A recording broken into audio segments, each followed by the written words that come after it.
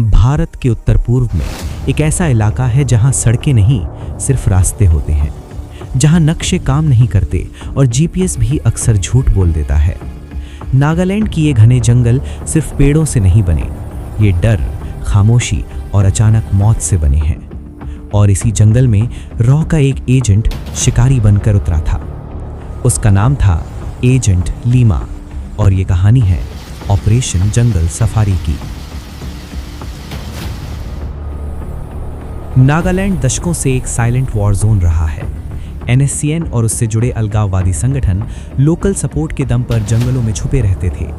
Myanmar border से हथियार आते, जंगलों में ट्रेनिंग होती और फिर अचानक आर्मी काफिलों पर हमला, आईईडी ब्लास्ट, एम्बुश, आउटपोस्ट्स पर रात के हमले। लेकिन कुछ महीनों में एक नाम रॉ की फाइलों में बार बार उभरने लगा। एक मिलिटेंट लीडर, बेहद चालाक, जंगल का माहिर और अगली बड़ी तबाही का मास्टरमाइंड। रॉ को पुख्ता सूचना मिली। वो नागालैंड के एक रिमोट रेन फॉरेस्ट में अपने कोर ग्रुप के साथ छुपा है। वहां वो नए रिक्रूट्स ट्रेन कर रहा था और अगले बड़े हमले की प्लानिंग कर रहा था।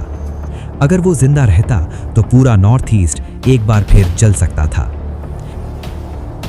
इस मिशन के लिए आर्मी ऑपरेशन नहीं चुना गया, क्योंकि बड़े ऑपरेशन का मतलब था हेलीकॉप्टर, आवाज और अलर्ट हो चुका दुश्मन। रॉ को चाहिए था एक भूत जो आए, काम करे और गायब हो जाए। चुना गया एजेंट लीमा,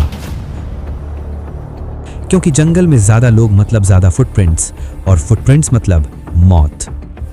लीमा की तैयारी महीनों पहले शुरू हो चुकी थी।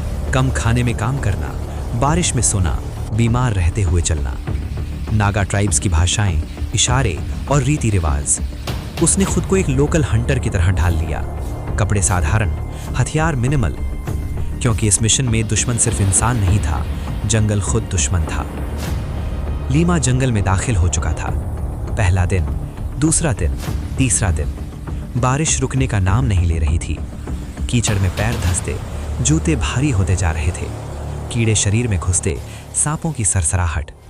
खाना सीमित था, नींद नाम की चीज नहीं, लेकिन लीमा चलता रहा। कटे हुए पेड़, धुएं के हल्के निशान, टूटे हुए पत्ते, हर छोटा संकेत उसे लक्ष्य के और करीब ले जा रहा था। एक रात वो एम्बुश में फंसते फंसते बचा। बस कुछ सेकंड और कहानी यहीं खत्म हो सकती थी। आखिरकार उसे कैंप दिखाई दिया। लगभग 20-30 मिलिटेंट्स, चारों तरफ आर्म्ड सेंट्रीज, AK-47s, ग्रेनेड्स और कुछ हैवी वेपन्स। लीडर बीच के हिस्से में रहता था। कैंप की हर एक्टिविटी लीमा ने नोट की। कौन कब सोता है, कौन पहरा बदलता है, कहां सबसे कम विजिबिलिटी है। अब सिर्फ इंतजार था सही रात का। नहीं चांद की रात, कोई रोशनी नहीं, सिर्फ बारिश और सांसों की आवाज।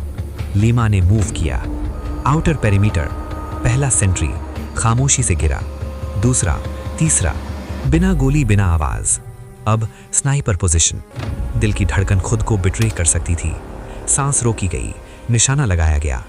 पहली सप्रेस्ड शॉट, लीडर गिर चुका था। फिर उसके कमांडर्स एक एक कर। कुछ सेकंडों में पूरा पावर स्ट्रक्चर टूट गया। कुछ मिलिटेंट्स भागने लगे, कुछ काउंटर अटैक करने लगे, लेकिन जंगल घोस्ट पहले ही काम पूरा कर चुका था। ऑपरेशन के दौरान लीमा घायल हुआ। एक गोली या चाकू का वार, खून बह रहा था, दर्द तेज था, लेकिन वो रुका नहीं। कैंप नष्ट किया गया, हथियार जलाए गए और फिर लीमा जंगल में उसी तरह गायब हो गया जैसे कभी आया ही ना हो।